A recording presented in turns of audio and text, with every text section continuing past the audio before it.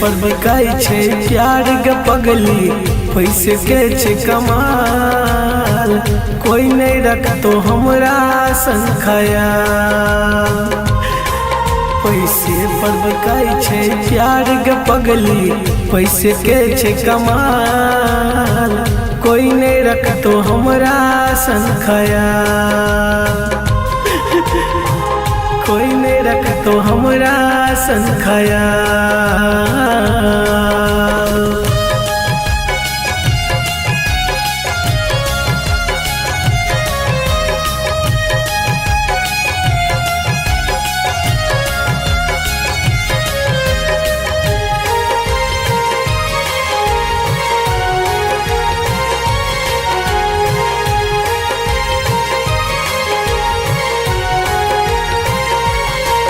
जकरा तू कहबी जान उहे जान ले तो, जालिम दुनिया चले सोना अपने आन बनतोगे।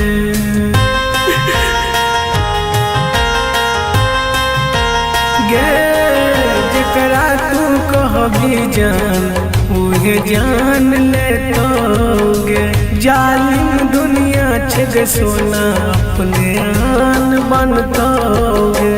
अपने ला दुनिया मरे छे पगली, अपने बनतो काल, कोई नहीं रखतो हमरा संखया। पैसे पर बिकाई छे प्यार के पगली, पैसे के छे कमाल, कोई नहीं रखतो हमरा संखया। कोई नहीं रखतो हमरा संखया।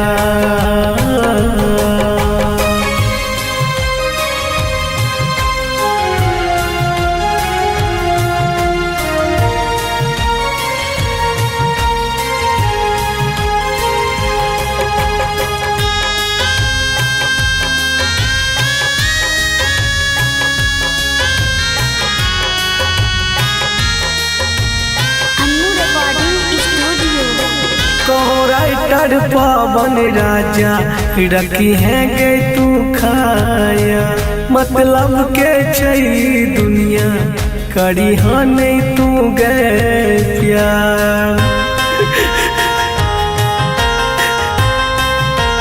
गे कहो राइटर राजू राजा रखी है गे तू खाया, मतलब के छई दुनिया खड़ी हो नहीं तू गया।